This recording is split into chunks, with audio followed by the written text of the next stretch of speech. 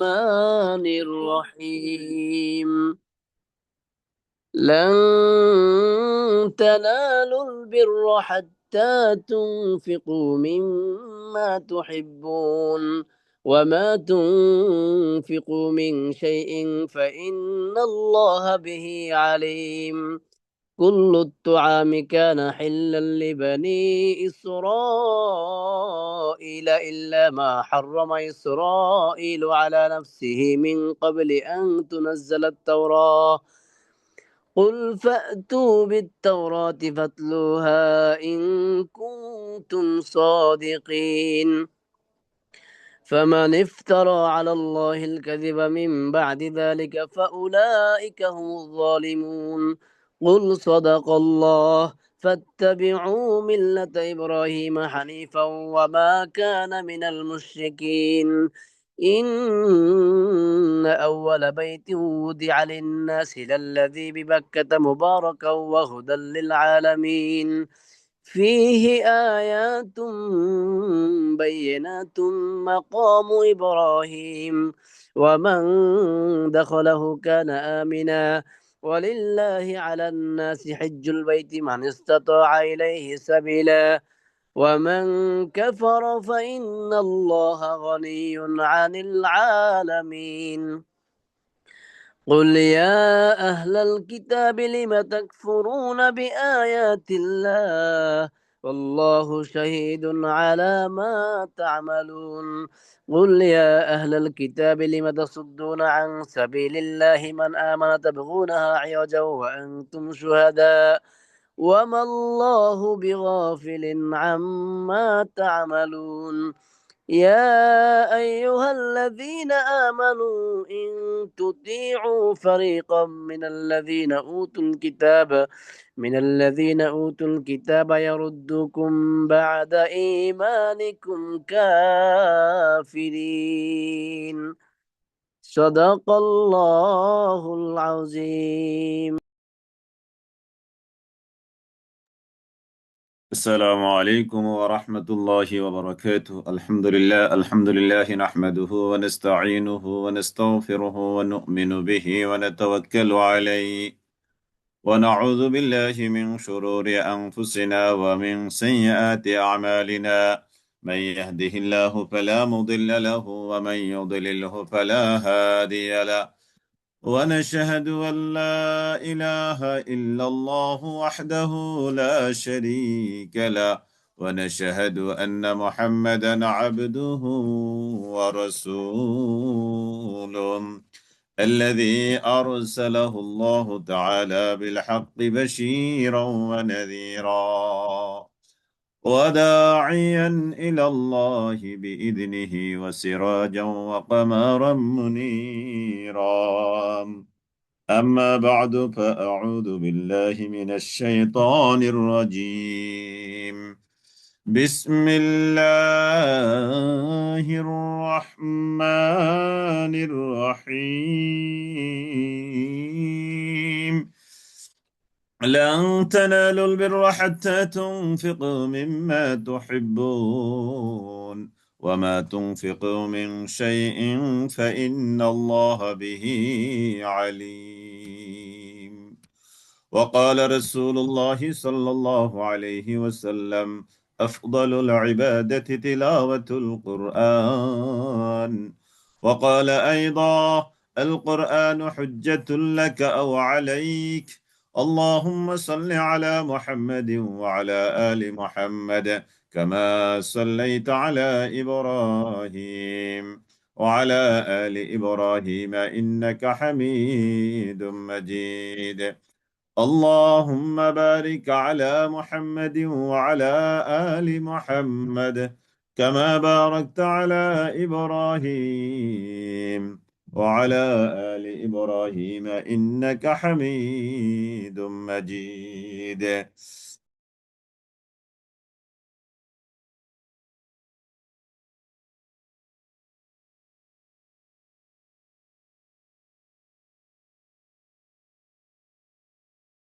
رب زدني علما، رب يسر ولا تعسر وتمم علينا بالخير. رب اشرح لي صدري ويسر لي أمري واحلل عقدة من لساني يفقه قولي. يا رب لك الحمد كما ينبغي لجلال وجهك وعظيم سلطانك. يا رب لك الحمد كما ينبغي لجلال وجهك وعظيم سلطانك. اللهم لا تدع لنا ذنبا إلا غفرته، ولا هما إلا فرجته، ولا دينا إلا قضيته، ولا مريضا إلا شفيته، ولا حاجة من حوائج الدنيا والآخرة إلا قضيتها يا رب العالمين. اللهم نور قلوبنا بنور معرفة القرآن. اللهم طهر أخلاقنا بزينة القرآن. اللهم بارك لنا بفضيلة القرآن. اللهم بارك لنا بفضيلة الصيام والقيام. يا رب لك الحمد كما ينبغي لجلال وجهك وعظيم سلطانك. اللهم لك الحمد والمجد أنت كما أثنيت على نفسك. وصلى الله تعالى على نبيه وخير خلقه وعلى آله وأصحابه أجمعين. আলহামদুলিল্লাহ, আল্লাহ তাআলার দরবারে আমরা লাখো কোটি শুকরিয়া আদায় করি যে মহান মনিব 1447 হিজরির এই রমাদানের প্রথম সিয়াম অবস্থায় সালাতুজ জোহর আদায় করবার পর আমরা আজকে চতুর্থ পারার প্রথম ক্লাসে, চতুর্থ পারার প্রথম পৃষ্ঠা নিয়ে আল্লাহ তাআলা আমাদেরকে বসবার মতো সুযোগ দান করেছেন। কোরআনে কারীম আমাদের সবার সামনে খোলা, আশা করি। আলহামদুলিল্লাহ, আলহামদুলিল্লাহ। চমৎকার একটি ক্লাসে আল্লাহ তাআলা আমাদেরকে বসবার মতো সুযোগ দান করেছেন। এভাবে আমাদের বসা আজকে এটা হলো পঞ্চম বছর। আমরা 2022, 23, 24, 25, 26 এই 26 সাল রমাদান, এটা আমাদের পঞ্চম রমাদান। আমরা সেই 2022 সাল থেকে এভাবে রমাদান কারিমে 2টা থেকে 3টা, 3:30, 3:15 পর্যন্ত এভাবে ক্লাস করে আসছি রমাদানে। অন্য সময় তো অন্য শিডিউল। তো আলহামদুলিল্লাহ, আমরা অনেকে এখানে আছেন যে 2022 সাল থেকে এই 26 সাল পর্যন্ত, আজকের এই পঞ্চম বছর পর্যন্ত এক নাগারে বিরতিহীন আলহামদুলিল্লাহ এই ক্লাসে যুক্ত আছেন। আলহামদুলিল্লাহ। দেখি এখানে কারা কারা একটু এই জানাবেন যে কাদের জন্য এটা পঞ্চম বছর এই রমাদানে এভাবে দুপুরে ক্লাসে এই কোরআনে কারিম নিয়ে এভাবে বসা 2022 সাল থেকে। দেখি কারা কারা এভাবে আছেন। আজকে এটা আপনাদের পঞ্চম বছর। দেখি কারা কারা। আলহামদুলিল্লাহ, মাশাআল্লাহ, মাশাআল্লাহ। অনেকে আছেন, জি আলহামদুলিল্লাহ, আমি আছি আলহামদুলিল্লাহ, মাশাআল্লাহ, আলহামদুলিল্লাহ, মাশাআল্লাহ। পঞ্চম বছর। আর এই নতুন প্রজেক্টে যারা যুক্ত হয়েছেন তাদের জন্য এটা ফার্স্ট ইয়ার। আলহামদুলিল্লাহ, মাশাআল্লাহ, মাশাআল্লাহ, আলহামদুলিল্লাহ। জি, আমার জন্য চতুর্থ বছর। মাশাআল্লাহ, মোহাম্মদ আলী ভাই। জি আলহামদুলিল্লাহ, মাশাআল্লাহ। জি, কারোর জন্য এটা পঞ্চম বছর, কারোর জন্য চতুর্থ বছর, কারোর জন্য তৃতীয় বছর, কারোর জন্য এটা ফার্স্ট, আলহামদুলিল্লাহ, প্রথম বছর। আমরা আল্লাহ তাআলার কাছে দোয়া করছি, আল্লাহ তাআলার অনেক বেশি শুকরিয়া আদায় করছি যে মহান মনিব আমাদেরকে আজকের এই ক্লাসে বসবার মতো সুযোগ দান করেছেন। আমরা প্রাণ খুলে মন উজাড় করে মহান রবের দরবারে কালিমাতুশ শুকুর আদায় করছি। আলহামদুলিল্লাহ, ইয়া রাব্বি লাকাল হামদু কামা ইয়ানবাগি লিজালালি ওয়াজহিক ওয়া আযীমি সুলতানিক। জি আলহামদুলিল্লাহ, আমরা তাহলে শুরু করতে যাচ্ছি ইনশাআল্লাহ। সবার সামনে কোরআনে কারীম আছে। জি, অনুবাদ কোরআন বলেন, মূল কোরআন বলেন, কোরআন অবশ্যই যেন থাকে। জি আলহামদুলিল্লাহ, চমৎকার আলোচনা আজকে আমরা শুরু করছি। আউযু বিল্লাহি মিনাশ শাইতানির রাজীম। বিসমিল্লাহির রহমানির রহিম। لن تنالوا البر حتى تنفقوا مما تحبون وما تنفقوا من شيء فإن الله به عليم আলহামদুলিল্লাহ আলহামদুলিল্লাহ আমাদের একজন ভাইয়ের একটা কমেন্টস পড়ে আমি আজকে ক্লাসটা শুরু করব। আসসালামু আলাইকুম হুজুর, গতকাল তারাবি পড়েছি, যা আমার জীবনের অন্য রকমের অনুভূতি। আলহামদুলিল্লাহ, পুরো সময় খুব এনজয় করেছি, কারণ কারণ আল্লাহর মেহেরবানিতে এবং আপনার জন্য তেলাওয়াত কিছুটা হলেও বুঝতে পেরেছি। আলহামদুলিল্লাহ। জি, আমি প্রায়শই এই কথাটা বলি, যারা কোরআনে কারিমের সাথে লেগে আছেন, লেগে থাকবেন, এই যে রমাদান আসছে, আপনারা তারাবির নামাজে ম্যাক্সিমাম শব্দের অর্থ বুঝবেন এবং এটা অন্যরকম একটা ফিলিংস আপনি ফিল করবেন। আলহামদুলিল্লাহ, চমৎকার একটা অনুভূতি আপনার মধ্যে আসবে যারা কোরআনের সাথে লেগে আছেন। আপনি যেখান থেকে পড়ুক না কেন কোরআনে কারিম, আপনার কাছে একটা দারুণ ফিলিংস আসবে আপনার কাছে। আলহামদুলিল্লাহ, এই জন্য আমি সবসময় বলি, কোরআনের প্রতিদিন একেবারে অনেক বেশি ব্যস্ত থাকলেও একটু হলেও পড়বেন। অনেক বেশি ব্যস্ত, পারিবারিক, চাকরি বাকরি, এটা সেটা, অনেক বেশি ব্যস্ত, তারপরেও 2-4 পৃষ্ঠা হলেও পড়বেন, তর্জমা হলেও পড়বেন। তর্জমাও যদি সম্ভব না হয়, মানে ন্যূনতম টেক্সট কোরআন হলো 2-4-5 পৃষ্ঠা অবশ্যই পড়বেন। অর্থাৎ আপনার দৈনিক যেন কোরআনে কারিম তেলাওয়াত, অধ্যয়ন, স্টাডি, তর্জমা পড়া কোনোভাবেই যেন মিস না হয়। ইনশাআল্লাহ এটা একেবারে নিজের জীবনের সাথে একটা ওজিফা বানিয়ে নেন। যতদিন পর্যন্ত আল্লাহ তাআলা আমাকে বাঁচিয়ে রাখবেন, আমি কোনো একদিনও আমার জীবন থেকে বাদ দিব না যেই দিন আমার কোরআনে কারিম তেলাওয়াত হবে না। এই এরাদা করে নেন, দেখবেন আপনার ঈমান মজবুত হবে। ঈমান মজবুত হবে, কোরআনে কারিমের সাথে যত বেশি সময় দিবেন, বুঝবেন, তেলাওয়াত করবেন, তত বেশি আপনার ঈমান মজবুত হবে, তত বেশি ঈমানের মজা, ঈমানের আনন্দ আপনি ফিল করবেন ইনশাআল্লাহ। আল্লাহ তাআলা আমাদেরকে মৃত্যুর পূর্ব পর্যন্ত, মালাকুল মউত আসার পূর্ব পর্যন্ত যেন আমরা কোরআনে কারিমের সাথে লেগে থাকতে পারি। আল্লাহ তাআলা আমাদেরকে কবুল করুক, আল্লাহ তাআলা আমাদেরকে তৌফিক দান করুক। আমিন আমিন আমিন। জি, আলহামদুলিল্লাহ। আউযু বিল্লাহি মিনাশ শাইতানির রাজীম। লান তানালুল বিররা হাত্তা তুনফিকু মিম্মা তুহিব্বুন।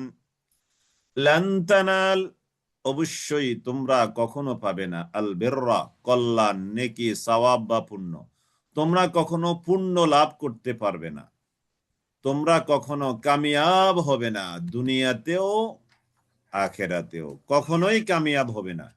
লান তানালুল বিররা, এ বিররা মানে কল্যাণ, বিররা মানে সফলতা, বিররা মানে সওয়াব, বিররা মানে পুণ্য।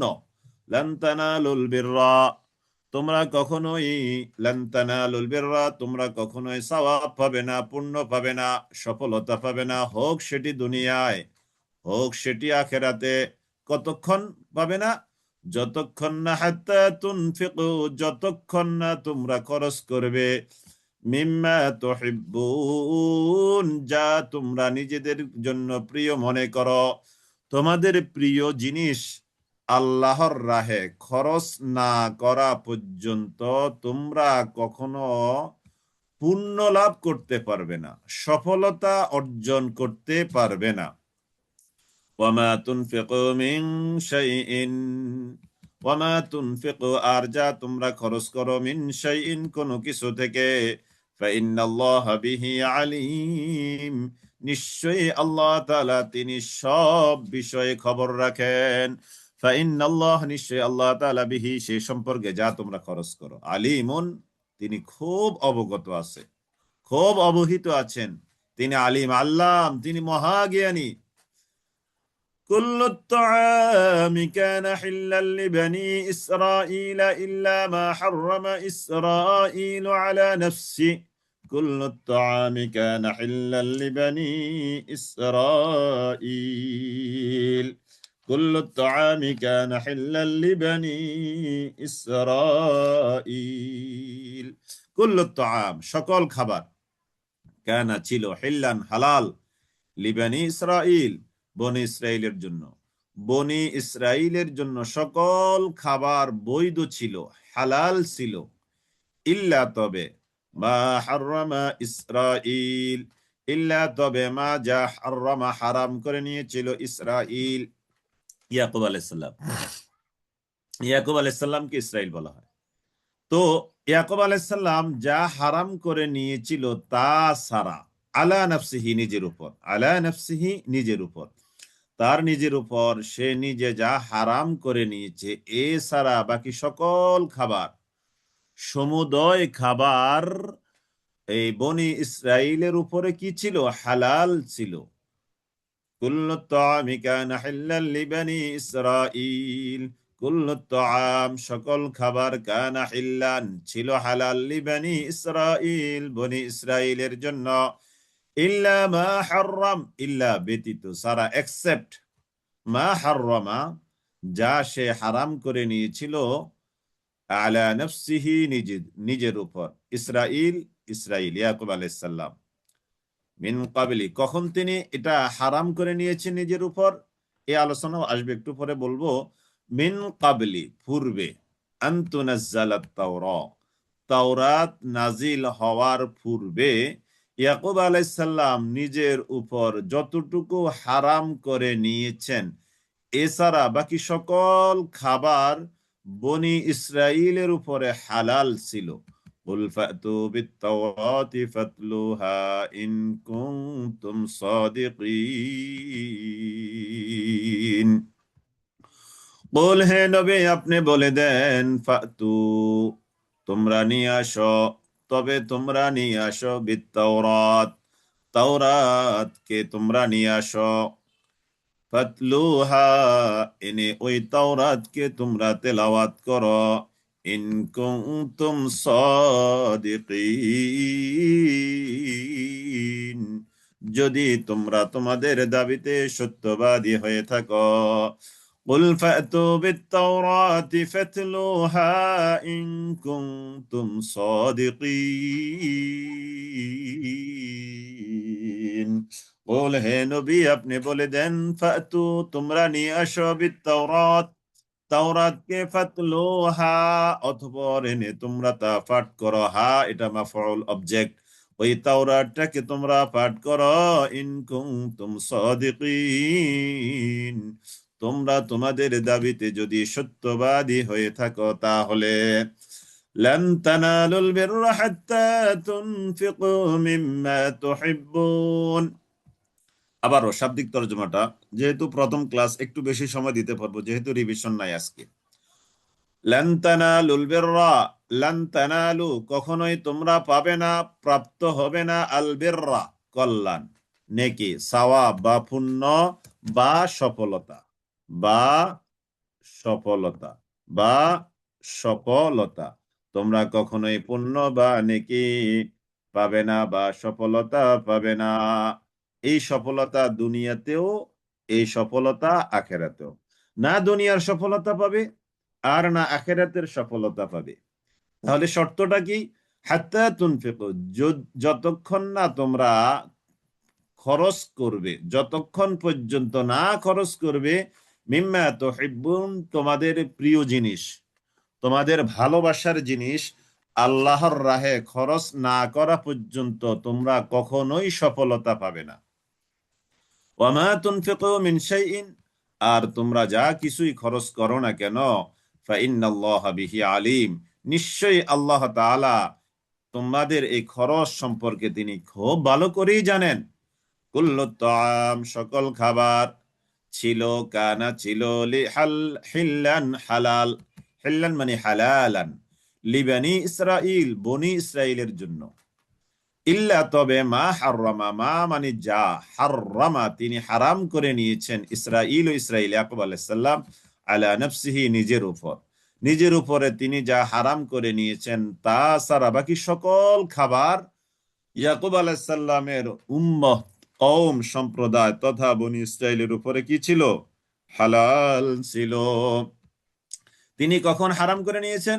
মিন ক্বাবলি আন তুনাজ্জালাত তাওরাত, তাওরাত নাজিল হওয়ার আগে। ফাকুল, হে নবী, আপনি বলে দেন, কুল, হে নবী, আপনি বলে দেন, ফাতু বিত-তাওরাতি, তোমরা তাওরাত নিয়ে আসো, ফাতলুহা, অতঃপর তোমরা তা পাঠ করো, ওই তাওরাতকে, ইন কুনতুম সাদিকিন, যদি তোমরা তোমাদের দাবিতে অটল, অবিচল, সত্যবাদী হয়ে থাকো। এবার আসি আমরা একটু ব্যাখ্যা বিশ্লেষণ। লান তানালুল বিররা হাত্তা তুনফিকু মিম্মা তুহিব্বুনা, তোমরা কখনোই কল্যাণ প্রাপ্ত হবে না, সফলতা পাবে না দুনিয়া কিংবা আখেরাতে, যতক্ষণ তোমাদের কাছে যে প্রিয় বস্তুগুলো তোমাদের আছে এগুলো আল্লাহর রাহে খরচ না করো। এই আয়াত যখন নাজিল হয়েছে, সাহাবা ইকরাম রাদিয়াল্লাহু তাআলা আনহুম আজমাইন, তারা সকলে তাদের কাছে যে প্রিয় বস্তুগুলো ছিল সেইগুলো তারা আল্লাহর রাহে দান করে দেওয়ার জন্য খুব উদ্গ্রীব হয়ে গেলেন, খুব বেশি আগ্রহী হয়ে গেলেন যে আমরা আমাদের প্রিয় বস্তুগুলো যদি আল্লাহর রাহে খরচ না করি, তাহলে আল্লাহ তাআলা আয়াত নাজিল করেছেন আমরা দুনিয়াতেও সফল হব না, আখেরাতেও সফল হব না। এই আয়াত নাজিল হওয়ার পরে হযরত আবু তালহা রাদিয়াল্লাহু তাআলা আনহু, আনসার সাহাবী যারা ছিলেন, আনসার সাহাবী যারা ছিলেন তাদের মধ্যে হযরত আবু তালহা রাদিয়াল্লাহু তাআলা আনহু তিনি অন্যতম একজন ধনাঢ্য ব্যক্তি ছিলেন, ধন সম্পদ ওয়ালা একজন ব্যক্তি ছিলেন। মসজিদে নববী সংলগ্ন তার একটা বাগান ছিল, ওই বাগানে বিরহা নামে একটা কূপ ছিল। মসজিদে নববী, মদিনার মসজিদে নববীর সংলগ্ন তার একটা বাগান, ওই বাগানে বিরহা নামক একটা কূপ ছিল। এই বাগানটাকে তিনি অনেক বেশি এই এই কূপটাকে তিনি অনেক বেশি ভালোবাসতেন, এই কূপের পানি খেতেন, এমনকি রাসূলুল্লাহ সাল্লাল্লাহু আলাইহি সাল্লাম পর্যন্ত এই কূপের পানি তিনি অনেক বেশি মহব্বত করতেন, ভালোবাসতেন। তো আবু তালহা রাদিয়াল্লাহু তাআলা আনহু তিনি নবী করিম সাল্লাল্লাহু তাআলা আলাইহি ওয়াসাল্লামের কাছে এসে বললেন, ইয়া রাসূলুল্লাহ, আল্লাহ তাআলা তো কোরআনে কারীমের এই আয়াত নাজিল করেছে, এখন আমি তো কল্যাণ পেতে চাই, আমি তো সফল হতে চাই, দুনিয়াতেও সফল হতে চাই, আমি আখেরাতেও সফল হতে চাই। তো এখন আল্লাহ তাআলা তো বলছেন সফল হতে হলে কি করতে হবে? প্রিয় বস্তু আল্লাহর রাহে ব্যয় করতে হবে, খরচ করতে হবে। এখন আমার এই বাগানে বিরহা, ব দীর্ঘিকার র হয় কার হয়, একটু লেখেন, এটা আপনাদের এমসিকিউ কোশ্চেন আসবে, কোন কুফ, এরকম একটা কোশ্চেন আসবে। তাহলে বিরহা, বিরহা নামক এই কূপটি আমি আল্লাহর রাহে খরচ করতে চাই, আমি আল্লাহর রাহে কি করতে চাই? খরচ করতে চাই। যেহেতু এটা আমার কাছে অত্যন্ত মূল্যবান এবং আমার অনেকগুলো সম্পত্তির মধ্যে এটা হলো সর্বাপেক্ষা প্রিয়, আমি এটা আল্লাহর রাহে কি করতে চাই? খরচ করতে চাই। এখন আপনি যে কাজে পছন্দ করেন, ওই আবু তালহা রাসূলুল্লাহ সাল্লাল্লাহু আলাইহি ওয়াসাল্লামকে বললেন, ইয়া রাসূলুল্লাহ, আপনি যেই কাজে এটাকে পছন্দ করেন এই কাজে আমার এই বিরহা নামক কূপটা আপনি বিক্রি করে দিয়ে এটার অর্থ আপনি ওই কাজে খরচ করতে পারেন, কিংবা আপনি স্বাধীন এ ব্যাপারে, এই কূপটা আপনি যেই কাজে ব্যবহার করেন আপনি করতে পারেন, আমি এটা আল্লাহর রাহে দিয়ে দিলাম। তো নবী করিম সাল্লাল্লাহু আলাইহি সাল্লাম দেখলেন যে বিরাট মুনাফার এই বাগানটি তিনি নবী করিম সাল্লাল্লাহু আলাইহি সাল্লাম ওই আবু তালহা এর আত্মীয় স্বজনদের মধ্যে বন্টন করে দিলেন। আবু তালহা রাদিয়াল্লাহু তাআলা আনহু এর নিকট আত্মীয় স্বজন যারা একটু অভাবী ছিল, এদেরকে দেখে দেখে নবী করিম সাল্লাল্লাহু আলাইহি সাল্লাম তাদের মাঝে এটা বন্টন করে দিলেন। অন্য বর্ণনা আছে যে আবু তালহা রাদিয়াল্লাহু তাআলা আনহু এর আত্মীয় স্বজন ও চাচাতো ভাইদের মাঝে নবী করিম সাল্লাল্লাহু আলাইহি সাল্লাম এটা বন্টন করে দেন। আর আবু তালহা রাদিয়াল্লাহু তাআলা আনহু রাসূলুল্লাহ সাল্লাল্লাহু আলাইহি সাল্লামের এই ফয়সালা তিনি শিরোধার্য করে নিলেন, মেনে নিলেন। আলহামদুলিল্লাহ। তাহলে সর্বপ্রথম এই আয়াত নাজিল হওয়ার পরে সর্বপ্রথম আমল করেছেন কি? আনসার সাহাবী হযরত আবু তালহার, সাহাবীর নামটা একটু লেখেন, হযরত আবু তালহা রাদিয়াল্লাহু তাআলা আনহু, তার কূপের নাম ছিল বিরহা। আর এটা নবী করিম সাল্লাল্লাহু আলাইহি সাল্লাম আবু তালহা এর নিকট আত্মীয় স্বজন এবং তার চাচাতো ভাইদের মধ্যে বন্টন করে দেন। কয়েকটি কথা এখান থেকে আমরা পেলাম। তাহলে এই আয়াত নাজিল হওয়ার পরে সর্বপ্রথম আমল করছেন কি? হযরত আবু তালহা রাদিয়াল্লাহু তাআলা আনহু, আনসারী সাহাবী। 2 নম্বর, কূপটা ছিল কি? বিরহা নামক কূপ। 3 নম্বর, নবী করিম সাল্লাল্লাহু আলাইহি সাল্লাম এটা হয় বিক্রি করেছেন, না হয় এটা সবার সমভাগে কিংবা যেভাবেই রাসূলুল্লাহ সাল্লাল্লাহু আলাইহি ওয়াসাল্লাম তার ইচ্ছে মতো এটা আবু তালহা রাদিয়াল্লাহু তাআলা আনহু এর নিকট আত্মীয় স্বজন এবং চাচাতো ভাইদের মধ্যে এটা কি করে দেন? বন্টন করে দেন। এই গেল একটা একজন সাহাবী কেন্দ্রিক এই আয়াতের আমলের আলোচনা। জি, তাহলে আমরা নোটটা নিতে পেরেছি। আবু তালহা রাদিয়াল্লাহু তাআলা আনহু বিখ্যাত সাহাবী, আনসারী সাহাবী। হ্যাঁ, তিনি একজন আনসারী সাহাবী ছিলেন এবং তিনি বেশ ধনাঢ্যবান একজন মানুষ ছিলেন। এবং বিরহা নামক কূপ এবং নবী করিম সাল্লাল্লাহু আবু তালহা তার নিকটাত্মীয় এবং চাচাতো ভাইদের মধ্যে এটা বন্টন করে দেন। আবু তালহা রাদিয়াল্লাহু তাআলা আনহু রাসূলুল্লাহ সাল্লাল্লাহু আলাইহি সাল্লামের এই ফয়সালা তিনি বিনা বাক্যে মেনে নিয়েছেন। 2 নম্বর, হযরত যায়েদ ইবনে হারেসা। হযরত যায়েদ ইবনে হারেসা, তুমি কি আসো না চলে যাবে? বিকেলে দেখা করিও আসরের পরে ইনশাআল্লাহ। জি, হযরত যায়েদ ইবনে হারেসা রাদিয়াল্লাহু তাআলা আনহু তার আরোহণের প্রিয় ঘোড়াটি নিয়ে রাসূলুল্লাহ সাল্লাল্লাহু আলাইহি সাল্লামের কাছে উপস্থিত হন। আমরা এই আয়াতের ব্যাখ্যা 2 নম্বর ব্যাখ্যাটা বলছি, বা এটার উপরে যে আমল করেছেন হযরত কে যায়েদ ইবনে হারেসা রাদিয়াল্লাহু তাআলা আনহু, তার আরোহণের জন্য একটা চমৎকার তার প্রিয় একটা ঘোড়া ছিল। তিনি এটা রাসূলুল্লাহ সাল্লাল্লাহু আলাইহি সাল্লামের কাছে নিয়ে হাজির হন। এসে বললেন, ইয়া রাসূলুল্লাহ, আমার সম্পত্তির মধ্যে এটি আমার কাছে সর্বাপেক্ষা প্রিয়। আমি আল্লাহ তাআলার এই আয়াতে কারিমা নাজিল হওয়ার পরে এর উপর আমল করার জন্য আমি এটা আল্লাহর রাস্তায় ব্যয় করতে চাই, খরচ করতে চাই। নবী করিম সাল্লাল্লাহু আলাইহি সাল্লাম তার ঘোড়াটি গ্রহণ করে তারই পুত্র ওসমানকে দান করেন। তাহলে যায়েদ ইবনে হারিসা রাদিয়াল্লাহু তাআলা, এটা এই সাহাবীর নাম কি? যায়েদ ইবনে হারিসা রাদিয়াল্লাহু তাআলা আনহু। যায়েদ ইবনে হারিসা রাদিয়াল্লাহু তাআলা আনহু তার পুত্র ওসমানকে, ওসমান রাদিয়াল্লাহু তাআলা আনহু, এটা কিন্তু ওই যে ইসলামের দ্বিতীয় খলিফা, তৃতীয় খলিফা ওসমান, সেই ওসমান না, ওসমান রাদিয়াল্লাহু তাআলা আনহুকে দান করেন।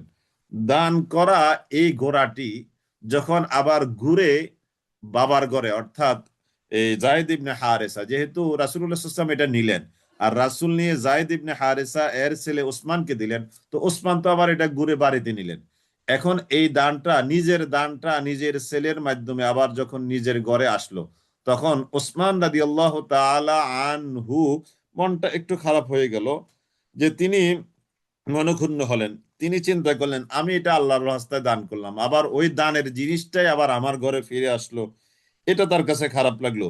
তখন নবী করিম সাল্লাল্লাহু আলাইহি সাল্লাম যায়েদ ইবনে হারেসাকে ডেকে বললেন, হে যায়েদ ইবনে হারেসা, তোমার দান আল্লাহ তাআলার কাছে কবুল হয়েছে। সুবহানাল্লাহ, সুবহানাল্লাহ। তাহলে এটা হলো কি, যায়েদ ইবনে হারেসা রাদিয়াল্লাহু তাআলা আনহু তার প্রিয় ঘোড়াটি রাসূলুল্লাহ সাল্লাল্লাহু আলাইহি ওয়াসাল্লামের দরবারে অর্পণ করলেন, রাসূলকে দিয়ে দিলেন, আপনি ইচ্ছা মতো এটা আল্লাহর রাহে খরচ করেন।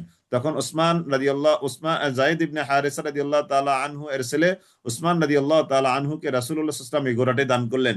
এখন ছেলে এই ঘোড়াটি পেয়ে আবার নিজের ঘরে নিয়ে গেলেন।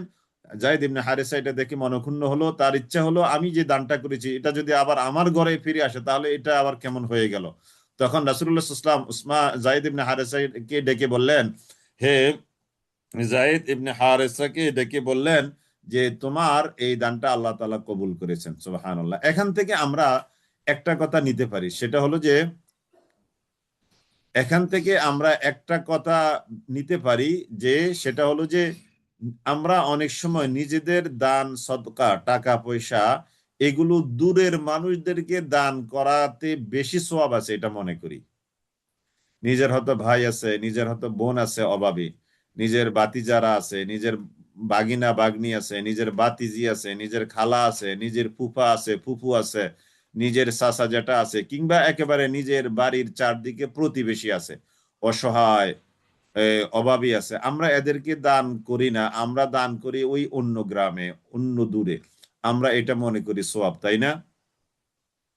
এটা আসলে আমাদের এই মনে করাটা ভুল। বরঞ্চ নিজেদের কাছাকাছি মানুষদেরকে, নিজেদের আত্মীয় স্বজন যদি তারা উপযুক্ত হয়, দান পাওয়ার যোগ্য হয়, সেক্ষেত্রে তাদেরকে দান করলে দুইটা সওয়াব, ডাবল সওয়াব। একটা সওয়াব হলো এই দানের সওয়াব, আর আরেকটা সওয়াব হলো আত্মীয়তার সম্পর্ক বা প্রতিবেশীর সাথে প্রতিবেশী সুলভ আচরণ রক্ষার সওয়াব। সুবহানাল্লাহ। তাহলে নিজেদের কাছাকাছি লোকদেরকে দান করলে ডাবল সওয়াব, আর দূরের মানুষদেরকে দান করলে একটা সওয়াব। তাহলে আমরা এই আলোচনা থেকে এটাও পেলাম। জি, আলহামদুলিল্লাহ। তাহলে আমরা এটা শেষ করলাম قل فأتوا بالتوراة فاتلوها إن كنتم صادقين فمن افترى على الله الكذب من بعد ذلك فأولئك هم الظالمون ফামান ইফতারা অতএব যে বা যারা ইফতারা আরোপ করে থাকে আলাল্লাহিল কাযিব আল্লাহর উপর মিথ্যা কথা যে বা যারা আল্লাহ তাআলার উপরে মিথ্যা কথা আরোপ করে ফামান ইফতারা আলাল্লাহিল কাযিবা ফামান ইফতারা আলাল্লাহি আল কাযিবা ফামান অতএব যে বা যারা ইফতারা আরোপ করে থাকে আলাল্লাহি আল্লাহ তাআলার উপর আল কাযিবা মিথ্যা কথা মন গড়া কথা মিন বাদি যালিকা এরপরেও মানে কি আল্লাহ তাআলার বিধান নাজিল হওয়ার পরেও যে বা যারা আল্লাহ তাআলার উপরে মিথ্যা কথা আরোপ করে থাকে ফাউলাইকা হুমুজ জালিমুন ফলে তারাই হলো ওই সব লোক তারাই হলো এটা তাকিদ আজ-জালিমুন তারা হলো জালিম বা অত্যাচারী قل صدق الله فاتبعوا ملة إبراهيم حنيفا وما كان من المشركين قل صدق الله قل হে নবী আপনি বলে দেন صدق الله আল্লাহ তাআলা যথার্থই বলেছেন সত্যই বলেছেন সাদাকা যথার্থই বলেছেন এই ব্যাপারে সত্যই বলেছেন এই ব্যাপারে কে আল্লাহ তাআলা ফাত্তাবিউনি অতএব তোমরা অনুসরণ করো কুল সাদাকাল্লাহু ফাত্তাবিউ অতএব তোমরা অনুসরণ করো কোন রকমের টাল বাহানা না করে অনুসরণ করো কাকে মিল্লাতে ইব্রাহিমকে অনুসরণ করো ইব্রাহিমের পদ্ধতি মতাদর্শ পন্থা তরিকা তোমরা অনুসরণ করো হানিফান একাগ্র চিত্তে একনিষ্ঠভাবে ওয়ামা কানা মিনাল মুশরিকিন ইব্রাহিম নিশ্চয়ই তিনি ছিলেন না ওয়ামা কানা মিনাল মুশরিকিন ইব্রাহিম নিশ্চয়ই তিনি ছিলেন না মুশরিকদের অন্তর্ভুক্ত আমরা আগের পৃষ্ঠা মনে হয় একটু কথা রেখে আসলাম কিনা হ্যাঁ হ্যাঁ আমি একটু কথা বলে ক্রমে রেখে গিয়েছি হ্যাঁ ওই যে তাহলে লান তানালুল বিররা হাত্তা তুনফিকু মিম্মা তুহিব্বুন ওয়া মা তুনফিকু মিন শাইইন ফাইন্নাল্লাহা বিহি আলিম এটা গেল কুল্লুত তাআমি এখানে একটু কথা রয়ে গেছে কুল্লুত তাআমি সকল খাবার ছিল কানা ছিল হিল্লাল লিবানি ইসরাঈলা বনি ইসরাইলের জন্য সকল খাবার হালাল ছিল ইল্লা মা হাররামা ইসরাঈল ইল্লা তবে মা হাররামা যা হারাম করেছে ইসরাঈল ও ইয়াকুব আলাইহিস সালাম আলা নাফসিহি নিজের উপর সকল খাবার হারাম ছিল ইয়াকুব আলাইহিস সালামের একটা রোগ হয়েছিল রোগটার নাম হলো ইরকুন নিসা একটু লিখে দেন ইয়াকুব আলাইহিস সালামের একটা রোগ হয়েছিল রোগটার নাম হলো ইরকুন নিসা বাত জাতীয় ওই যে অনেকের আছে না বয়স হয়ে গেলে বাত হয় আমাদেরও তো অনেকের ওই যে কোমর ব্যথা করে বা ওই যে পিঠ ব্যথা করে ঘাড় ব্যথা করে বাতজনিত কারণে তো ইয়াকুব আলাইহিস সালাম তার ইরকুন নিসা একটা রোগ হয়েছিল লিখেছেন ইরকুন নিসা এটা আপনাদের এমসিকিউ হ্যাঁ ইরকুন নিসা মাশাআল্লাহ হ্যাঁ ইরকুন নিসা রোগ হয়েছিল ইয়াকুব আলাইহিস সালামের ইরকুন নিসা মাশাআল্লাহ ইরকুন নিসা রোগ হয়েছিল তো ইয়াকুব আলাইহিস সালাম তিনি মানত করলেন যে আল্লাহ তাআলা যদি আমাকে এই রোগ থেকে মুক্তি দেন তাহলে আমার প্রিয় খাবার উটের গোশত আমি খাবো না তিনি উটের গোশত খাবেন না এই মর্মে আল্লাহ তাআলাকে বললেন যে আল্লাহ আমার তো একটা বাতজনিত রোগ হয়েছে আপনি যদি আমাকে সুস্থতা দান করেন তাহলে আমি এই উটের গোশত কি করব না খাবো না প্রিয় এটা ইয়াকুব আলাইহিস সালামের কাছে খুব প্রিয় ছিল উটের গোশত আসলে একটা মজার খাবার আলহামদুলিল্লাহ যারা হজে গিয়েছেন তাদের হয়তো খাবারের সুযোগ হয়েছে বা যারা উমরাতে যান তাদেরও হয়তো দুই এক বেলা খাওয়ার দুই একটা মিল খাওয়ার হয়তো সুযোগ হয়েছে তাহলে এটা খুব মজার খাবার তো ইয়াকুব আলাইহিস সালাম উটের গোশত খাওয়াটা নিজের উপরে নিজে হারাম করে নিয়েছেন তো ইয়াকুব আলাইহিস সালামকে আল্লাহ তাআলা সুস্থতা দান করলেন তিনি পরবর্তীকালে আর এই কি করলেন না এই উটের গোশত তিনি খাননি তো এখন ইয়াকুব আলাইসাল্লাম যখন উটের গোশত খাচ্ছিলেন না, এটা তো ইয়াকুব আলাইসাল্লাম তার নিজের উপরেই হারাম করেছেন, অনলি তার নিজের উপরে, পুরো কওমের উপরে না, পুরো জাতির উপরে নয়, পুরো সম্প্রদায়ের উপরে নয়। ইয়াকুব আলাইসাল্লাম এটা তার একান্ত একটা বিষয় ছিল। তো এখন ইয়াকুব আলাইসাল্লাম যখন তিনি নিজে নিজের উপরে উটের গোশত হারাম করেছেন, ইয়াকুব আলাইসাল্লামের বংশধর অর্থাৎ বনি ইসরাইল, তারা ইয়াকুব আলাইসাল্লামের পরবর্তীতে ইয়াকুব আলাইসাল্লামের দেখা দেখি তারা কি করলো, উটের গোশত নিজেরা খাচ্ছিল না। তো এখন নবী করিম সাল্লাল্লাহু আলাইহি সাল্লাম যখন আল্লাহ তাআলা তাকে নবুয়ত রিসালাত দিয়ে দুনিয়াতে প্রেরণ করলেন, নবী সাল্লাল্লাহু আলাইহি সাল্লাম তো উটের গোশত খাচ্ছেন দিব্যি। এখন বনি ইসরাইল প্রশ্ন করলো, হে নবী, আপনি তো, হে মোহাম্মদ, আপনি তো পূর্ববর্তী কিতাবের অনুসরণ করেন, তাই না? তো এখন ইয়াকুব আলাইহিস সালামের তো আপনি অনুসরণকারী। এখন ইয়াকুব আলাইহিস সালাম বা বনি ইসরাইলের উপরে তো উটের গোশত হারাম, আপনি কি করে তার অনুসারী দাবি করার পরেও উটের গোশত খাচ্ছেন? তখনই আল্লাহ তাআলা এই আয়াতে কারিমা নাজিল করেছেন যে আপনি ইয়াকুব আলাইহিস সালামের ফলোয়ার, অনুসরণকারী নিজেকে দাবি করছেন, অথচ আপনি উটের গোশত খাচ্ছেন। ইয়াকুব আলাইহিস সালাম তো উটের গোশত খাচ্ছেন না। আমরা তো ইয়াকুব আলাইহিস সালামের অনুসারী, অতএব আমরা তো উটের গোশত খাই না। তখনই আল্লাহ তাআলা এই আয়াত নাজিল করে জিনিসটা আরো খোলাসা করে দিয়েছেন যে ইয়াকুব আলাইহিস সালাম তিনি নিজের উপরে নিজে উটের গোশতটাকে নিষেধ করে নিয়েছেন।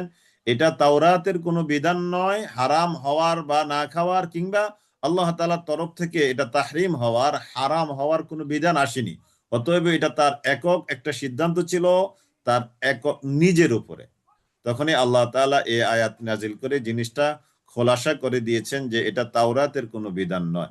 অথচ তারা কি করলো, এটাকে তাওরাতের বিধানের অন্তর্ভুক্ত করে ফেললো। তো এই জন্য আল্লাহ তাআলা নবীকে বলেছেন, হে নবী, আপনি বলে দেন ফাতু বিত তাওরাত, তোমরা তাওরাতকে নিয়ে আসো, দেখি এই তাওরাতের মধ্যে উটের গোশত হারাম হওয়ার কোনো বিধান আছে কিনা আমরা দেখি। ফাতলুহা ইন কুনতুম সাদিকিন, আমাকে তেলাওয়াত করে দেখে তেলাওয়াত করে দেখাও যে উটের গোশত এই ইয়াকুব আলাইহিস সালামের তাওরাতের মধ্যে এটা হারাম করা আছে। এই ব্যাপারে যদি তোমরা তোমাদের দাবিতে সত্যবাদী হও তাহলে এটা দেখাও। জি, তাহলে গেল ফামান ইফতারা আলাল্লাহিল কাযিব, এই যে আগের আয়াতের সাথে এটা সম্পৃক্ততা আছে এটার। ফামান ইফতারা, অতএব যে ব্যক্তি আরোপ করে আলাল্লাহিল কাযিব, আল্লাহ তাআলার উপরে মিথ্যা কথা, অর্থাৎ তাওরাত তো নাজিল করেছেন আল্লাহ তাআলা, আল্লাহ তাআলা তো তাওরাতের মধ্যে উটের গোশত হারাম হওয়ার বিধান দেন নাই।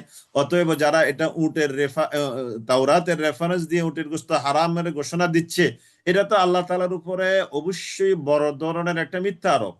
তো আল্লাহ তাআলা বলছেন ফামান ইফতারা আলাল্লাহিল কাযিবা, অতএব যে ব্যক্তি আল্লাহ তাআলার উপরে মিথ্যা কথা আরোপ করে, মিন বাদি যালিকা, আল্লাহ তাআলা তাওরাত নাজিল করার পরেও, ফাউলাইকা হুমুজ জালিমুন, এরাই হলো জালেম, এরাই হলো অত্যাচারী। কুল সাদাকাল্লাহ, কুল হে নবী আপনি বলে দেন সাদাকাল্লাহ, আল্লাহ তাআলা সত্যই বলেছেন। ফাত্তাবিউ, অতএব তোমরা অনুসরণ করো, মিল্লাতা ইব্রাহিম হানিফা, ইব্রাহিমের মতাদর্শের, ইব্রাহিমের পন্থা বা পদ্ধতির অনুসরণ তোমরা করো। ওয়ামা কানা মিনাল মুশরিকিন,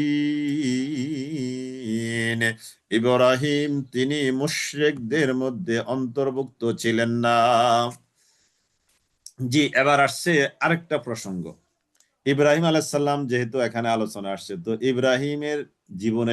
ইব্রাহিমের সাথে কাবা ঘরের তো একটা দারুণ সম্পর্ক, তাই না? ইব্রাহিম আলাইহিস সালাম, আল্লাহ তাআলা ইব্রাহিম আলাইহিস সালামকে বলছেন ওয়াআযযিন ফিন নাসি বিল হাজ্জি ইয়াতুকা রিজালা ওয়া আলা কুল্লি দামিরি ইয়াতিনা মিন কুল্লি ফাজ্জিন আমিক, হে নবী ইব্রাহিম, আপনি লোকদেরকে জানিয়ে দেন, হজ্জের ঘোষণা আপনি দিয়ে দেন। তো ইন্না আউওয়ালা বাইতিন উদিআ লিন-নাস, ইন্না আউওয়ালা বাইতিন উদিআ লিন-নাস, ইন্না নিশ্চয়ই, আউওয়ালা বাইতিন সর্বপ্রথম ঘর, নির্মিত প্রথম ঘর, উদিআ যেই ঘরটাকে বানানো হয়েছিল, তৈরি করা হয়েছে, লিন-নাসি মানুষের জন্য। ইন্না আউওয়ালা বাইতিন উদিআ লিন-নাস, নিশ্চয়ই প্রথম ঘর যেটাকে মানুষের জন্য বানানো হয়েছে, লাল্লাযী বিবাক্কা, যা অবশ্যই বাক্কায় অবস্থিত। মক্কার আরেক নাম বাক্কা, এটাও আপনাদের একটা প্রশ্ন। মক্কার আরেক নাম কি? বাক্কা। লাল্লাযী বিবাক্কা, লাল্লাযী বিবাক্কা, বাক্কায় যেটা অবস্থিত। বাক্কা মানে মক্কা, লাল্লাযী বিবাক্কা মানে লাল্লাযী বিমাক্কা, লাল্লাযী বিমাক্কা, লাল্লাযী বিবাক্কা, যেই ঘরটা বাক্কাতে অবস্থিত, যেই ঘরটা বাক্কাতে অবস্থিত, যেই ঘরটা বাক্কাতে অবস্থিত।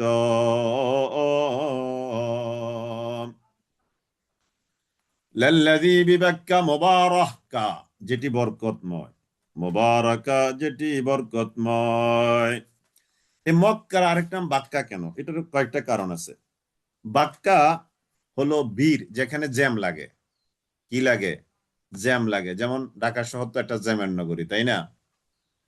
গুলিস্তান, পল্টন, মতিঝিল, যাত্রাবাড়ি, এটা জ্যামের নগরী না? তাহলে যেখানে মানুষের জ্যাম থাকে ওইটাকে বাক্কা বলা হয়। তো মক্কা, আলহামদুলিল্লাহ, এটা বছরের 12 মাসের 24 ঘন্টার প্রতিটি, বছরের 12 মাসের 30 দিনের 24 ঘন্টার 1 মিনিট 1 সেকেন্ডও কি এটা ফ্রি আছে? সুবহানাল্লাহ। এই জন্য এটার নাম হলো বাক্কা। এটার নাম কি? যেখানে মানুষের প্রচুর ভিড় হয়, একে অপরের মধ্যে চাফাচাফি করে থাকতে হয়, হজের সময়, উমরার সময়। সুবহানাল্লাহ, সুবহানাল্লাহ, আল্লাহু আকবার, আল্লাহু আকবার। আল্লাহ তাআলা কি যে বানিয়ে রেখেছেন, সুবহানাল্লাহ। যাদের দেখার সৌভাগ্য হয়েছে তারাই এটা হয়তো রিয়েলাইজ করতে পারবেন। ইন্না আউওয়ালা বাইতিন উদিআ লিন-নাসি লাল্লাযী বিবাক্কা। বাক্কার আরেকটা এটা মাক্কার আরেক বাক্কা নাম আর হওয়ার আরেকটা কারণ হলো মানুষকে এটা নত করে দেয়। এই বাক্কা মানে নত করে দেওয়া। ওখানে যে যায় সে আল্লাহ তাআলার কাছে আরো নত হয়ে যায়। সুবহানাল্লাহ। সে ওখানে কি হয়? আল্লাহ তাআলার কাছে আরো নত হয়ে যায়। এই জন্য মক্কার আরেকটা নাম বাক্কা। মক্কার আরেকটা নাম কি? বাক্কা হয়ে যায়, নত হয়ে যায়, বিনয়ী হয়ে যায়। এই জন্য বিনয়ী হয়ে যায় বা এই নত হয়ে যায়। 3 নম্বর, বাক্কা মানি হলো মার্কাজ, সদর দপ্তর। আমরা বাংলা ভাষায় বলতে পারি কি? সদর দপ্তর। সদর দপ্তর, এটা মুসলমানদের সদর দপ্তর, সেন্ট্রাল প্লেস। কি? সেন্ট্রাল প্লেস, সদর দপ্তর। আমরা বাক্কার 3টা অনুবাদ নিয়ে আসছি। বাক্কা মানে হলো এটা প্রচুর বীরের জায়গা। 2 নম্বর, এখানে মানুষ গেলে মানুষ নত হয়, বিনয়ী হয়। 3 নম্বর, এটা হলো সদর দপ্তর। কি বলা হয় এটাকে? সদর দপ্তর, সেন্ট্রাল প্লেস, সেন্ট্রাল প্লেস। তাহলে এই বাক্কার আমরা 3টা কথা বললাম। তো ইন্না আউওয়ালা বাইতি, এগুলো কি আপনারা লিখছেন? আপনারা তো আগে মাশাআল্লাহ অনেক নোট করতেন অনেকে। নোট করতে হবে কিন্তু, নোট করতে হবে। অনেকে হয়তো খাতা লিখছেন, কিন্তু এখানেও একটু লিখলে ভালো হয়। সদকায়ে জারিয়া, আপনি লিখলেন, আপনার লেখা দেখে আরেকজন একটু উৎসাহিত হলো, একটু লিখতে পারলো, এটা কিন্তু মনে রাখবেন। সদকায়ে জারিয়া আপনি লিখবেন মানে আপনি লিখতে পারেন এটা বোঝানোর জন্য না, কোশ্চিন কালেও না। আপনি এই নিয়তটা যেন থাকে যে আমি মাঝে মাঝে 2-4টা শব্দ লিখছি, নোট লিখছি, এটা আমার আরো কিছু দিনই ভাই বোনদের উপকারের জন্য। এই নিয়ত যদি আপনার থাকে তাহলে আপনার এই লেখাটাই আপনার জন্য সদকায়ে জারিয়া। সুবহানাল্লাহিল আযীম, সুবহানাল্লাহ। তাহলে এই নিয়তে লিখবেন ইনশাআল্লাহ। জি, তাহলে আমরা 3টা কারণ বলেছি। জি, জি, খাতা লিখছেন, একটু এখানেও লিখতে চেষ্টা করবেন মাঝে মধ্যে। মক্কা আরেক নাম বাক্কা। জি, ইন্না আউওয়ালা বাইতিন উদিআ লিন-নাস লাল্লাযী বিবাক্কা, যেটা বাক্কায় অবস্থিত। মুবারাকা, এটা হলো বরকতময়। এটা হলো কি? বরকতময়। ওয়া হুদা, এবং এটা হলো হেদায়েতের কেন্দ্রবিন্দু, হেদায়েতের কেন্দ্র এটা। ওয়া হুদা লিল আলামিন, বিশ্ববাসীর জন্য। বিশ্ববাসীর জন্য এটা হলো বরকতময়, বিশ্ববাসীর জন্য এটা হলো হেদায়েত কেন্দ্র, হেদায়েতের কেন্দ্র। কেন এটা হেদায়েতের কেন্দ্র? কেন এটা বরকতময়? কেন এটা জ্যামের জায়গা? কেন এটা সেন্ট্রাল প্লেস? কেন এটাতে গেলে মানুষ বিনয়ী হয়, এই কারণগুলো এবার বলা হচ্ছে। ফিহি আয়াতুম বাইয়িনাত, সেখানে আছে সুস্পষ্ট নিদর্শনাবলী। ফিহি আয়াতুম বাইয়িনাত, সেখানে আছে সুস্পষ্ট নিদর্শনাবলী। আয়াতুম বাইয়িনাত, আয়াতুন এটা কিন্তু জমা বহুবচন, আয়াতুন বহুবচন, আয়াতুন নিদর্শনাবলী, বাইয়িনাত সুস্পষ্ট নিদর্শন সেখানে আছে। আর আছে কি? মাকাম ইব্রাহিম, ইব্রাহিমের মাকাম মানে ইব্রাহিমের দাঁড়ানোর জায়গা। ওয়ামান দাখালাহু কানা আমিনা, আর যে ব্যক্তি এখানে প্রবেশ করবে, কানা আমিনা, সে নিরাপত্তা লাভ করবে। সুবহানাল্লাহ। ওখানে গেলে চোর ডাকাত, যত বড় খুনি, যত বড় অপরাধী, যত বড় গিল্টারই ওখানে যাক না কেন, ওয়ামান দাখালাহু কানা আমিনা, সে নিরাপত্তা লাভ করবে। ওয়ামান দাখালাহু কানা আমিনা ওয়ালিল্লাহি আলান নাসি হিজ্জুল বাইতি মান ইসতাতাআ ইলাইহি সাবিলা। ওয়ালিল্লাহি, আর আল্লাহর জন্যই রয়েছে বা আল্লাহর হক, আলান নাসি মানুষের উপর, হিজ্জুল বাইতি ওই ঘরের হজ করা। হজ শব্দের অর্থ কি? নিয়ত করা, ইচ্ছা করা, ইরাদা করা, ভালো কাজের ইচ্ছা করার নাম, শাব্দিক অনুবাদ হলো হজ। হিজ্জুল বাইতি ওই ঘরের হজ করা। কে করবে? মান ওই ব্যক্তি, যে ইস্তাতআ যে ক্ষমতা রাখে, সক্ষমতা রাখে, ইলাইহি তার কাছে, সাবিলান পৌঁছানোর, তার কাছে যেতে যে ক্ষমতা রাখে, অর্থাৎ যার ওখানে গিয়ে থাকার আবার ওখান থেকে আসার ক্যাপাবিলিটি যার আছে, সক্ষমতা যার আছে, অর্থাৎ টিকিট খরচ, বিমান খরচ, তারপরে ওই যে পাসপোর্ট খরচ, ভিসা খরচ, আসা আসা যাওয়ার খরচ, ওখানে গিয়ে থাকার খরচ, তারপরে এই ওখানে থাকা অবস্থায় বাড়িতে নিজের ছেলে মেয়ে বউ বাচ্চার খরচ, এই সব কিছু যে আঞ্জাম দিতে পারবে, তার উপরে দায়িত্ব হলো আল্লাহর জন্য হজ করা। সুবহানাল্লাহ। দেখেন, ওয়ালিল্লাহি আল্লাহর জন্য হজ। দেখেন এখানে একটা কথা কিন্তু আমরা নিতে পারি, হজটা কার জন্য? আল্লাহর জন্য। দুনিয়ার মানুষ হজ করে নির্বাচনের জন্য, দুনিয়ার মানুষ হজ করে আলহাজ হওয়ার জন্য, দুনিয়ার মানুষ হজ করে আমার অনেক টাকা পয়সা হয়েছে, বাড়ি হয়েছে, গাড়ি হয়েছে, আমি চাকরি করেছি, এখন অবসরে আসছি, আমি প্রায় 1 কোটি টাকা এই পেনশন পেয়েছি, এখন আমি যদি হজে না যাই মানুষ কি করবে, কি বলবে আমাকে, তাই না? এই কথাগুলো আমাদের মাথায় আছে। এই জন্য আল্লাহ তাআলা, এই কথাগুলো যে আমাদের মাথায় আছে, এই জন্য আল্লাহ তাআলা একেবারে আমাদের এই হজ করার আগে আমাদের নিয়তটাকে পরিশুদ্ধ করার জন্য বলছেন, ওয়ালিল্লাহি আলান নাস, হজ হবে আল্লাহর জন্য। হজ হবে কার জন্য? আল্লাহর জন্য। ওয়ালিল্লাহি আলান নাস হিজ্জুল বাইতি, ওয়ালিল্লাহি আলান নাস, আর মানুষের উপর অধিকার হলো, মানুষের উপরে দায়িত্ব হলো, আলান নাসি হলো মানুষের উপরে দায়িত্ব। আমরা একটু দায়িত্বটা লিখে দিই, মানুষের উপর দায়িত্ব, মানুষের উপর দায়িত্ব হলো ওয়ালিল্লাহি আলান নাস। আলা মানে দায়িত্ব বোঝায়, রেসপন্সিবিলিটি বোঝায়, দায়িত্ববোধ বোঝায়, দায়িত্ব বোঝায়। ওয়ালিল্লাহি, আর আল্লাহর জন্য হয়েছে, আলান নাস মানুষের উপরে দায়িত্ব, সেটা কি? হিজ্জুল বাইতি ওই কাবা ঘরের হজ করা। কে সে করবে? মান ইস্তাতা, যে ইস্তাতা সক্ষমতা রাখে, ক্ষমতা রাখে, ইলাইহি ওই কাবা ঘরের দিকে, সাবিলান যেতে। ওয়ালিল্লাহি আলান নাসি হিজ্জুল বাইতি মান ইসতাতা ইলাইহি সাবিলা ওয়া মান কাফারা, আর যে বা যারা অস্বীকার করে, ফাইন্নাল্লাহা গানিয়্যুন আনিল আলামিন, ফাইন্নাল্লাহা নিশ্চয়ই আল্লাহ তাআলা, ফাইন্নাল্লাহা নিশ্চয়ই আল্লাহ তাআলা তিনি হলেন গানিয়্যুন অমুখাপেক্ষী, আলাল আলামিন, আল্লাহ তাআলা হলেন গানিয়ুন অমুখাপেক্ষী বিশ্ববাসী থেকে। অর্থাৎ আল্লাহ তাআলার ইবাদত করতে হবে, না হলে আল্লাহ থাকবে না, আল্লাহর প্রভুগিরি থাকবে না। ব্যাপারটা এরকম নয়। আল্লাহ তাআলা আমাদের ইবাদতের উপরে মুখাপেক্ষী নয়, এই জন্যই আল্লাহ তাআলা হলেন অমুখাপেক্ষী, আর আমরা হলাম কি? মুখাপেক্ষী। আল্লাহুস সামাদ লাম ইয়ালিদ ওয়া লাম আল্লাহুস সামাদ, আল্লাহ হলেন অমুখাপেক্ষী। ওয়া লাম ইয়াকুল লাহু কুফুয়ান আহাদ, তার সমকক্ষ কেউ নেই। আমরা সবাই দুনিয়াতে মুখাপেক্ষী, তাই না? কিন্তু আল্লাহ তাআলা অমুখাপেক্ষী। আল্লাহ তাআলা কি? অমুখাপেক্ষী, গানিয়্যুন আনিল আলামিন। আমাদের যত টাকা পয়সাই হোক না কেন, আমরা যত অনেক বড় অনেক ক্ষমতার মালিক হই না কেন, কিন্তু আমরা সবাই কি? মুখাপেক্ষী। আমরা সবাই কি? মুখাপেক্ষী। আল্লাহ তাআলা তিনি হলেন অমুখাপেক্ষী। ইন্না আউওয়ালা বাইতিন উদিআ লিন-নাস, ইন্না আউওয়ালা বাইতিন উদিআ লিন-নাস, ইন্না আউওয়ালা বাইতিন, নিশ্চয় আউয়াল। ইন্না মানে নিশ্চয়। এই যে একজনে প্রশ্ন করেছেন ইন্না মানে নিশ্চয়, আর ফা ইন্না মানে অতএব নিশ্চয়, ফা মানে অতএব বা অতঃপর এরকম।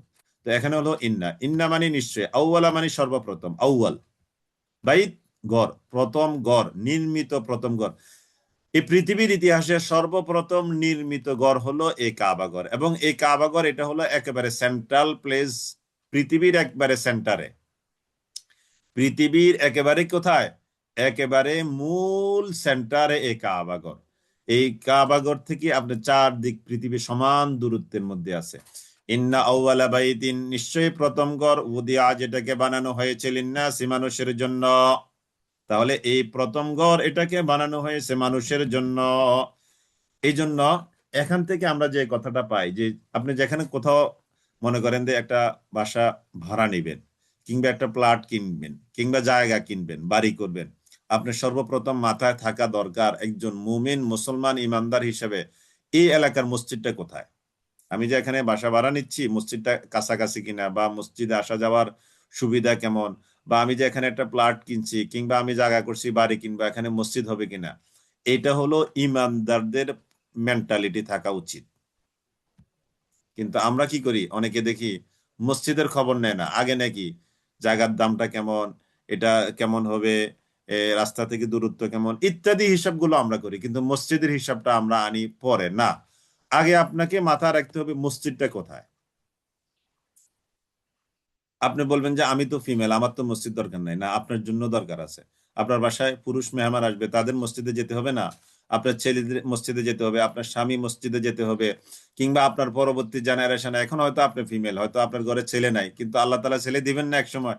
এই জিনিসগুলো মাথায় রেখেই আপনাকে মসজিদ কেন্দ্রিক বাসা ভাড়া নেন, প্লট কিনেন, কিংবা জমি কিনেন, কিংবা বাসা করেন, বাড়ি করেন, আপনার সকল চিন্তা মসজিদকে কেন্দ্র করে হতে হবে।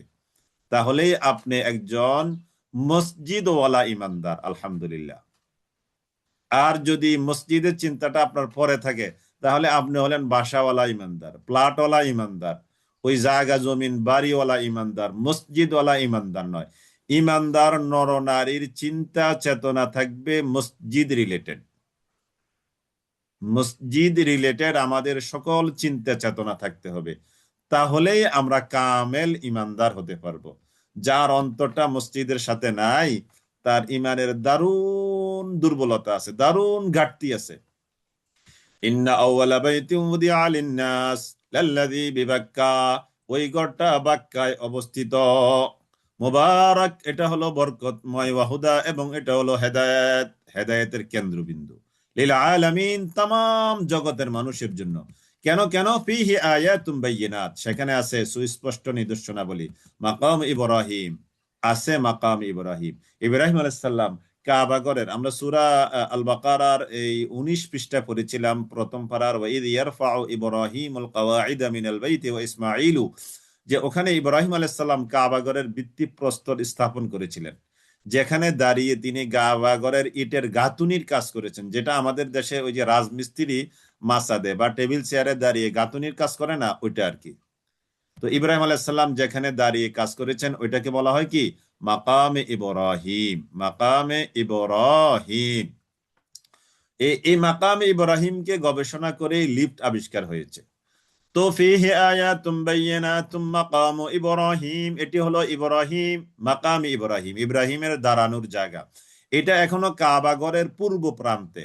মাকামে ইব্রাহিমটাকে বেশ সুন্দরভাবে এটাকে সুরক্ষিত রেখে দিয়েছেন সৌদি গভর্নমেন্ট, এবং ইব্রাহিম আলাইহিস সালামের পদচিহ্ন এখনো আছে, আলহামদুলিল্লাহ। খুবই চমৎকার, খুবই চমৎকার, আকর্ষণীয় একটা জায়গা। ইব্রাহিম আলাইহিস সালামের পদচিহ্নটা অনেক বড়, আমাদের মানুষদের মতো পায়ের এরকম এই সাইজ না। আমাদের পায়ের আমার মনে হয় প্রায় দ্বিগুণ সাইজ হবে, দ্বিগুণের চেয়ে আরো বেশি হবে। ফিহি আয়াতুম বাইয়িনাতুম মাকামু ইব্রাহিম, ওখানে কাবা ঘরের হজ করার পরে, তাওয়াফ করার পরে, 7টা চক্কর দেওয়ার পরে মাকাম ইব্রাহিমে গিয়ে 2 রাকাত নামাজ পড়া সুন্নত। মাকাম ইব্রাহিম, ওমান দাখালাহু কানা আমিনা, যে ব্যক্তি এখানে প্রবেশ করবে কানা আমিনা, সে নিরাপদ লাভ করবে, নিরাপত্তা লাভ করবে। ওয়ালিল্লাহি আলান নাসি হিজ্জুল বাইতি মান ইসতাতাআ ইলাইহি সাবিলা, ওয়ালিল্লাহি, আর আল্লাহর জন্যই রয়েছে অধিকার, আলান নাসি, মানুষের উপর দায়িত্ব, হিজ্জুল বাইতি, কাবা ঘরের হজ করা, মান ইসতাতাআ ইলাইহি সাবিলা, যে ব্যক্তি ওখানে গিয়ে আসা যাওয়া থাকা, এদিকে তার অনুপস্থিতিতে তার বউ বাচ্চার খরচ বহন করার যার সক্ষমতা আছে, তার জন্য এটা দায়িত্ব। ওয়ামান কাফারা, আর যে ব্যক্তি আল্লাহ তাআলার এই বিধান থেকে দূরে সরে থাকবে, অস্বীকার করবে, ফাইন্নাল্লাহা গানিয়্যুন আনিল আলামিন, নিশ্চয় আল্লাহ তাআলা, তবে নিশ্চয় আল্লাহ তাআলা গানিয়ুন, তিনি হলেন মুখাপেক্ষীহীন, আনিল আলামিন, বিশ্ববাসী থেকে। কুল ইয়া আহলাল কিতাব, কুল, হে নবী আপনি বলে দেন, ইয়া আহলাল কিতাব, হে আহলি কিতাবরা, লিমা তাকফুরুনা, কেন তোমরা মানতে অস্বীকার করছো, বিআয়াতিল্লাহি, আল্লাহর আয়াতগুলোকে, ওয়াল্লাহু শাহীদুন, অথচ আল্লাহ তাআলা তিনি হলেন সাক্ষী, আলা মা তা'মালুন, তোমরা যে কাজ করো এই ব্যাপারে আল্লাহ তাআলা তিনি হলেন তোমাদের উপরে সাক্ষী। বল, হে নবী আপনি বলে দেন, ইয়া আহলাল কিতাব, হে আহলে কিতাব, লিমা তাসুদ্দুনা, কেন তোমরা বাধা দিচ্ছ ইমানদারদেরকে আল্লাহর পথে চলতে, লিমা তাসুদ্দুনা আন সাবিলিল্লাহ, আল্লাহর রাস্তা থেকে কেন তোমরা ইমানদারদেরকে বাধা দিচ্ছ।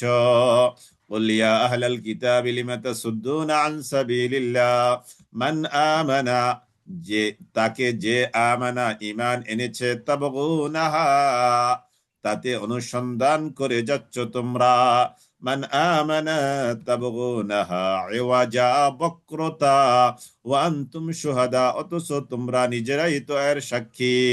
ওয়ামাল্লাহু বিগাফিলিন আম্মা তা'মালুন, ওয়ামাল্লাহু, আর আল্লাহ তাআলা নন, বিগাফিলিন, গাফেল, অমনোযোগী, অন্য মনস্ক আল্লাহ তাআলা নন, আম্মা তা'মালুন, তোমরা যা করছো তা, তোমরা যা করছো এ ব্যাপারে আল্লাহ তাআলা একটু গাফেল নন, একটুও তিনি অমনোযোগী নন। ওয়ামাল্লাহু বিগাফিলিন আম্মা তা'মালুন। কুল ইয়া আহলাল কিতাব, কুল ইয়া আহলাল কিতাব, কুল, হে নবী আপনি বলে দেন, ইয়া আহলাল কিতাব, হে আহলি কিতাব, লিমা তাকফুরুনা, কেন তোমরা কুফরি করছো, অস্বীকার করছো, মানতে কেন তোমাদের এত বাধা, বিআয়াতিল্লাহি, আল্লাহর আয়াতগুলোকে, ওয়াল্লাহু শাহীদুন, আর আল্লাহ তাআলা দেখছেন, আলা মা তা'মালুন, তোমরা যা করছো এগুলো আল্লাহ তাআলা দেখিয়ে যাচ্ছেন। তোমরা এটা মনে করার সুযোগ নাই যে আমরা যা করে যাচ্ছি আল্লাহ তাআলা দেখছেন না, আমরা সেরে যাচ্ছি না। আল্লাহু শাহীদুন আলা মা তা'মালুন, আল্লাহ তাআলা দেখছেন, মা তা'মালুন, তোমরা যা করছো আল্লাহ তাআলা তা দেখছেন। শাহীদুন, এই দুই পেশলে কি ব্যাকরণগত কোনো অর্থ হবে? শাহীদুন এটা না, না, এটা শাহীদুন মুবালাগা। আল্লাহু শাহীদুন আলা মা তা'মালুন, আল্লাহ তাআলা তিনি সাক্ষ্য, আলা মা তা'মালুন, তোমরা যা করছো। কুল ইয়া আহলাল কিতাব, হে নবী আপনি বলে দেন, ইয়া আহলাল কিতাব, আহলে কিতাব, তাওরাত ওয়ালা, জাবুর ওয়ালা, ইনজিল ওয়ালা, বিশেষ করে তাওরাত ওয়ালা, তাওরাত ইনজিল ওয়ালা, হে আহলে কিতাব, তোমরা যারা তাওরাত পেয়েছো, ইনজিল পেয়েছো, কেন লিমা তাসুদ্দুনা, কেন তোমরা বাধা দিচ্ছ মুমিনদেরকে, ইমানদারদেরকে, আন সাবিলিল্লাহি, আল্লাহর রাস্তা থেকে, তোমরা কেন ইমানদারদেরকে, মুমিনদেরকে আল্লাহর রাস্তা থেকে বাধা দিচ্ছ। কুল ইয়া আহলাল কিতাব লিমা তাসুদ্দুনা, লিমা তাসুদ্দুনা আন সাবিলিল্লাহ, আল্লাহর রাস্তা থেকে কেন তোমরা ইমানদারদেরকে বাধা দিচ্ছ।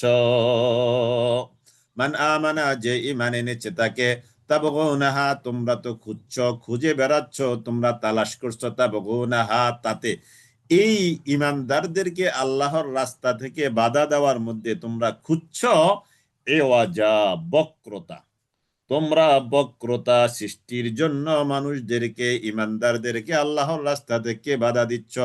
ওয়া আনতুম শুহাদা, আর প্রকৃত অবস্থা তো তোমরা নিজেরাই সাক্ষী আছো, তোমরা যে ভুলের মধ্যে আছো, গোমরাহির মধ্যে আছো, ইমানদারদেরকে ভালো পথ থেকে বাধা দিচ্ছ। ওয়া আনতুম শুহাদা, এটা সাক্ষী তোমরা নিজেরাই। ওয়ামাল্লাহু বিগাফিলিন, আর আল্লাহ তাআলা তিনি গাফিল নন।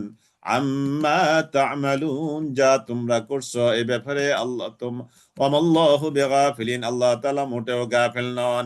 আম্মা তা'মালুন, তোমরা যা করছো এই ব্যাপারে। ইয়া আইয়ুহাল্লাযীনা আমানু, হে যারা তোমরা ঈমান এনেছো, ইন তুতিউ, যদি তোমরা আনুগত্য করো, ফারিকান, কোন দলের, মিনাল্লাযীনা উতুল কিতাব, মিনাল্লাযীনা, তাদের মধ্য থেকে, আল্লাযীনা উতুল কিতাব, যাদেরকে কিতাব দেওয়া হয়েছে, তার মানে আহলি কিতাবদের, আহলি কিতাবদের কোন দলের যদি তোমরা ইত্তেবা করো, অনুসরণ করো, তাদেরকে মেনে চলো, কি হবে? ইয়ারুদ্দুকুম, তারা তোমাদেরকে ফিরিয়ে দেবে, বাদা ঈমানিকুম, তোমাদের ঈমান আনবার পরে, কাফিরিনা, কুফুরির দিকে। তোমরা যদি আহলে কিতাবদের কারো অনুসরণ করো, তাহলে তোমাদেরকে তারা ঈমান আনবার পরে আবার কুফরির দিকে নিয়ে চলে যাবে, ফিরিয়ে দিবে। ইয়া আইয়ুহাল্লাযীনা আমানু, হে যারা তোমরা ঈমান এনেছো, ইন তুতিউ, যদি তোমরা কি করো? আনুগত্য করো, ফারিকান, একটা দলকে, মিনাল্লাযীনা উতুল কিতাব, যাদেরকে কিতাব দেওয়া হয়েছে, তাদের কোন দলকে যদি তোমরা মেনে চলো, তাহলে কি হবে? ইয়ারুদ্দুকুম, তারা তোমাদেরকে ফিরিয়ে দিবে, বাদা ঈমানিকুম, তোমাদের ঈমান আনবার পরে, কাফিরিনা, কুফরি অবস্থার দিকে, তোমাদের কি কুফরের দিকে তারা আবার ফিরিয়ে নিবে। আলহামদুলিল্লাহ, আমরা তাহলে আজকের এই পর্যন্ত আসলাম। আলহামদুলিল্লাহ, আজকে রমাদান কারীম এই পর্যন্ত, এখানে এই মুহূর্তে আপনারা ক্লাসে আছেন 308 জন। আলহামদুলিল্লাহ, আলহামদুলিল্লাহ, 308 জন আছেন। আলহামদুলিল্লাহ, আমরা এই পুরো মাস এভাবে চলবে। স্টাডি প্ল্যান আপনাদেরকে গ্রুপে এখনো দেওয়া হয়নি, দেওয়া হবে ইনশাল্লাহ। হয়তো ক্লাসের পরে আশা করছি আপনাদেরকে এই পুরো মাসের স্টাডি প্ল্যানটা দেওয়া হবে। তো আমরা চাচ্ছিলাম যে এই রমাদান কারিমে আমরা আমাদের কিছু ভাই বোনদেরকে যুক্ত করব ইনশাল্লাহ।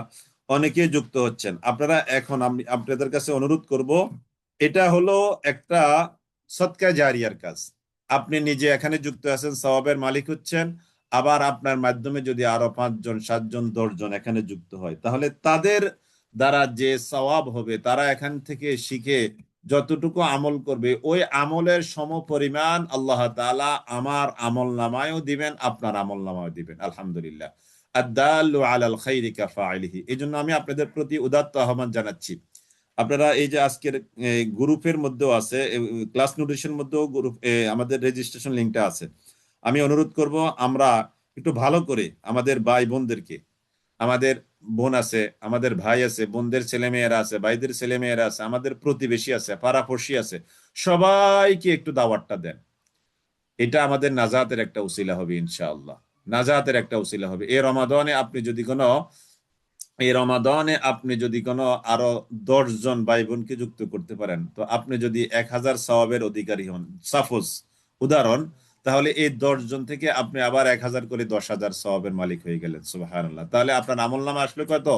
11,000 নাকি, উদাহরণ দিয়ে বললাম আর কি, জাস্ট। তো এই জন্য আমরা এই সুযোগটাকে কাজে লাগাতে চেষ্টা করি।